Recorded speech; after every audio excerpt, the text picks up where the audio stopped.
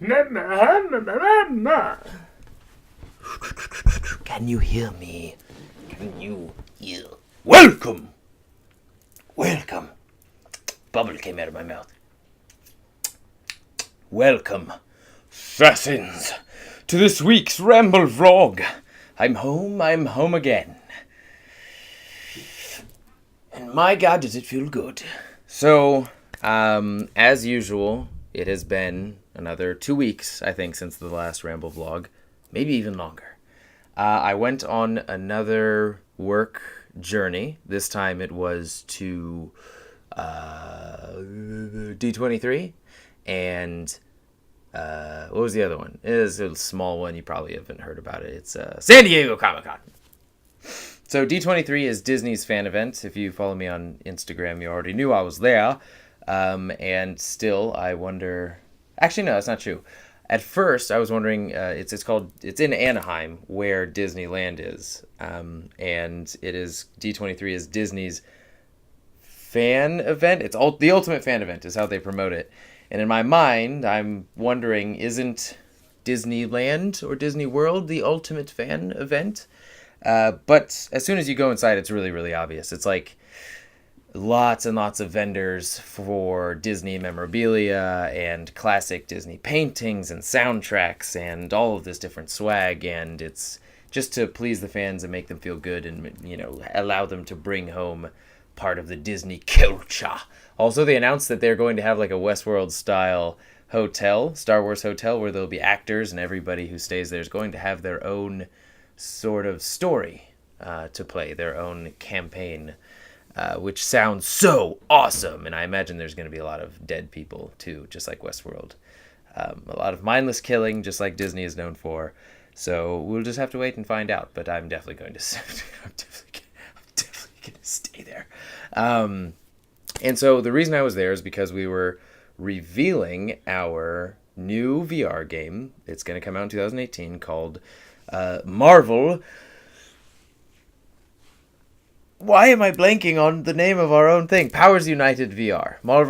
Marvel Powers United VR, and it's a cooperative VR game where you can be the Hulk, you can be Deadpool, you can be Rocket Raccoon, and Captain Marvel, and they all play differently. It's sort of like a raid-style system where you're progressing down different levels, to fighting different combinations of bad guys and combining your powers until you ultimately end up at the boss level, the denouement. And you will have many, many different characters leading up to the launch that will reveal at different beats throughout the year. So it's very exciting stuff. And then I went to San Diego Comic-Con, where I helped with the Marvel activation there, where we were doing the same thing, the same game. Let me tell you, the people who work with Marvel, at least the people that I dealt with and Marvel's production company, are amazing. They are super great to work with, and you'll understand sort of, even if I didn't have my other experience at San Diego Comic-Con with the other activation, I still would have thought this way, but them being there was the icing on top. And so the other activation that I was responsible for, at least the Oculus portion, was the Blade Runner experience, or 2049 experience. And the Marvel activation was inside of the convention center, and the Blade Runner experience was an activation outside in this large tent right across the street from the convention center. And it was free, open to the public. You didn't have to have a badge to go in, much like I think most activations outside of Comic-Con. If you ever want to experience Comic-Con and you don't have a ticket, just go. There are so many different things to do. Sorry for the sidebar. There's so many different things to do outside of the convention center that are way more entertaining than the convention center. If you're a swag collecting freakaloid like myself, then the convention center is for you, because it's the largest freaking expo hall I've seen, where it's just, again, selling every single kind of nerd thing you could want. Not a lot of Gundams this year. Didn't come home with any Gundams, but still. Came home with a lot of cool swag and stuff. So convention center, from my understanding and my experience in there, which I've always ever worked at, so attending it, I haven't had like the attendee experience, is swag, merchandise. You go the giant hall of merchandise and panels, and that is what you get with your Comic-Con ticket. And panels are really valuable. I was working so much I missed the Critical Role panel, which I would have loved to see. I would have died to see that. But I didn't. And then outside is like all of the different free super fun activations, although there will be many, many lines. So the Blade Runner activation, the way it worked was you lined up and then you come into this first room, our room, Oculus's room, and a few other companies. Turtle Rock actually made this experience. They did Left 4 Dead. They've done Face Your Fears on Gear VR. And they made a Blade Runner VR experience, and we used Gear VRs, and we partnered with D-Box chairs, which are theater chairs that move. And they go through this virtual reality experience where you are a Blade Runner, and you're in this vehicle, and you're chasing a replicant, if you're familiar with the Blade Runner universe. A replicant is like an android. It's a synthetic human being. And you're chasing them through the skies, and it's kind of like Coruscant is the visual I would have for this chase in Star Wars, the Star Wars universe. And you're slamming into each other, and then they start spinning out of control and land into the streets, and then the experience is over. They take off the headset, and the wall in front of them that was there before came up mid-experience, and so when they take off the headset, they see this spinner in front of them, which is the name of the car, and they get to stay inside of the world of Blade Runner because it's this almost entire replicated street of an area in the Blade Runner universe. BiBis something. And they get to walk through. They're actors, a whole bunch of them dressed in a bunch of dystopian sci-fi sort of Akira-esque clothing. And there are cops who are like, beware, or like, watch out for the crash site. Don't interfere with my investigation or I'll throw you in jail. You see anything? Come here. I got some questions for you. And then they'll be like accused of being replicants. And then they go along the streets where there's a lot of like memorabilia. And it's all in the scene, and the energy of Blade Runner is really amazing. And at the end, they got to try some Johnny Walker in different vials of the different labels. I think it's like red label, black label, and whatever the other label is. And it was just this perfectly collected experience. The reason why it was the bane of my existence was there were just some people that were very, very difficult to work with, and I will leave it at that. So I had to spend almost every waking moment at that activation, and I didn't get a lot of time to explore. Cool thing is, and I notice how little I like, if I see the cast of Critical Role, my heart stops and I freak out, and I have to like, just settle down, it's okay. Regular star people, I couldn't care less. They shut down the experience for the main cast and crew, I believe, of Blade Runner 2049. So Harrison Ford was there.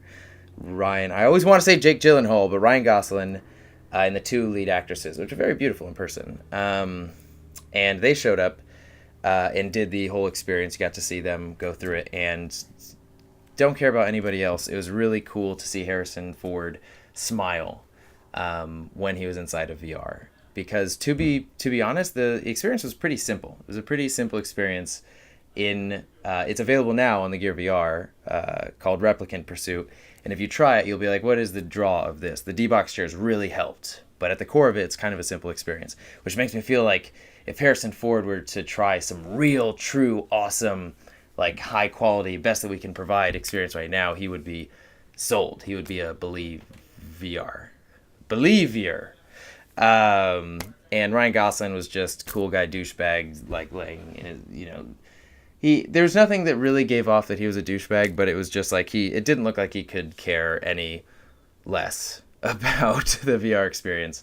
And then the two lead actresses were also enthralled. They said it was very emotional and everything like that. So that was really cool. And then a lot of my coworkers and the people at the Marvel booth went very well out of their way to make sure that I got an introduction to Chris Hemsworth at the signing at the Marvel booth. And I felt really bad because as much as I look like Thor and as much as I've cosplayed Thor before, I don't really care about him I think Chris Hemsworth's probably a really good guy.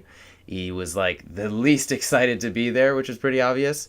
And again, I really appreciate the effort of everybody involved to help get me on that stage. I got a poster signed of Marvel Powers United VR so that we can hang up in our office. So that was really cool.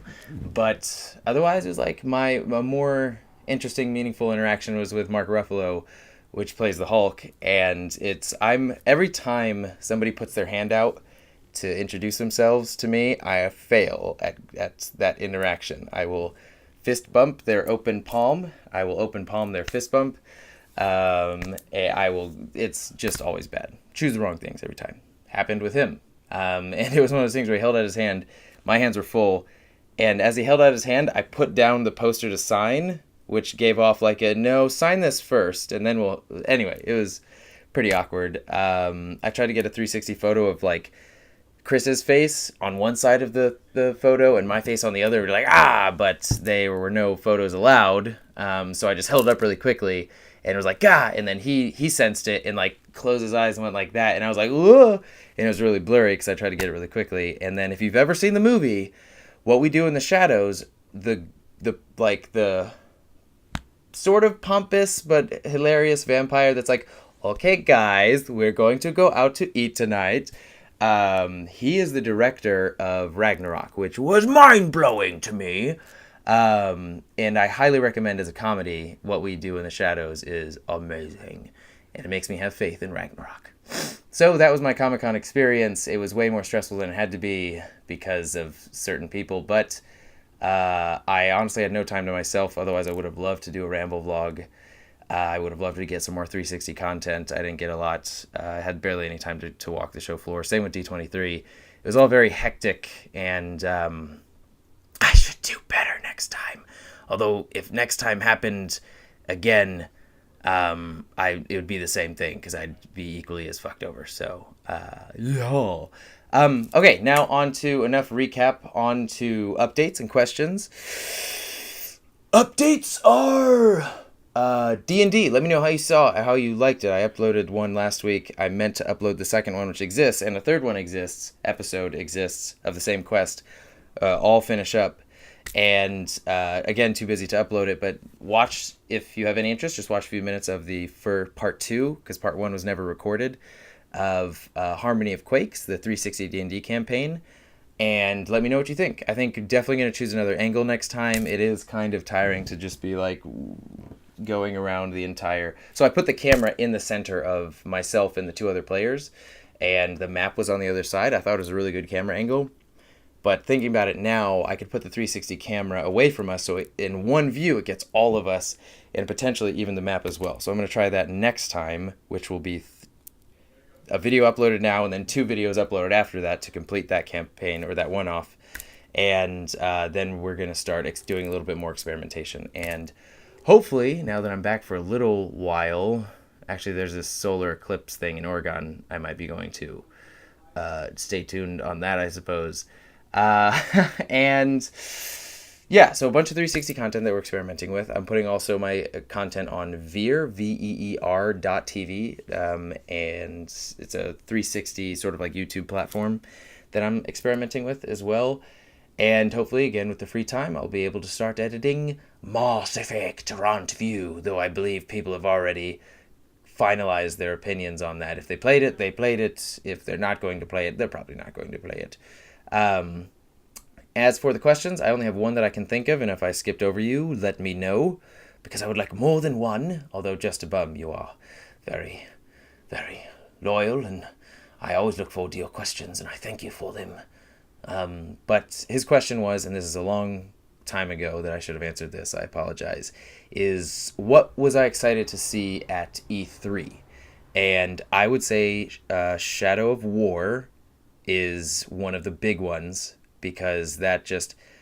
it was one of those moments where I was walking on the expo floor before it was open to the public, while everybody was setting up and everybody was testing their trailers, and I walked by the WB booth, and I hear this boom, and I turn over my shoulder and look to my left, and I see Talus, the main character of Shadow of War, or the Shadow of Mordor, the original one, walking in, and the trailer starts, and just like the entire hall starts vibrating with the bass that is playing from it, and I just got so much salsa watching the entire thing from start to finish, and you could see people gather around me as well, just like and it was a pretty magical moment. Seeing trailers in that kind of environment where it's on a huge screen and you can feel the music rush through you is incredible. So that was awesome. Shadow of War, of course. Far Cry 5, I'm excited just because it's a Far Cry and just because it has a 5 at the end. But otherwise, I'm not really excited about the setting. I don't really know too much about the story. I don't particularly, from what I've seen, I don't care about a southern sort of North American religion-based story. But still, because it's a Far Cry, I have faith that it'll be still really, really fun, and they'll probably provide some new mechanics. Otherwise, I might not really follow Far Cry if they fail me this time, unless it's a sci-fi one that is a little bit more realistic than Blood Dragon.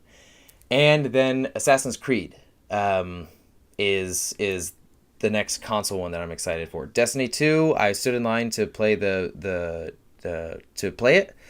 I had to go to shoutcast some Echo Arena, but it looks exactly the same, in my opinion. Perhaps hardcore Destiny fans will chew me out, but it looks so fucking similar. It's ridiculous, and I still have no interest in it. But I guarantee it'll be fun. That I'll never deny Destiny. But yeah, so Assassin's Creed, I wish that it had co-op. It might be too early to say whether or not it has co-op. I doubt it does.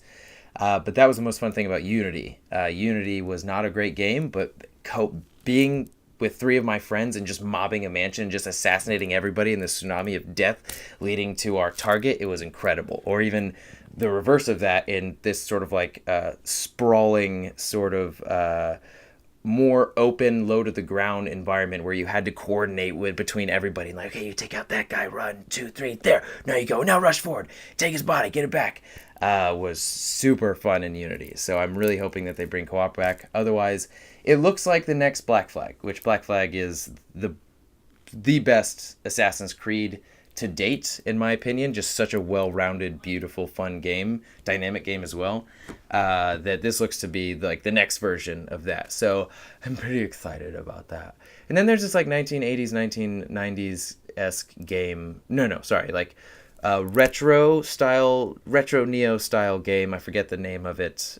This is nothing for you to go based off of, so I apologize. But you know what I'm talking about, right? And I failed at that one. But so that is most everything going on with me right now. In a recap of a regular time, how many muches of times did this just do's? I will come back next week. Hopefully, I again have more time, and I should be releasing 360 D&D content where, again, appreciate all the feedback that we can get on those. And until next time, I'm not going to retake that. Until fate next brings us together, and never stop playing video games.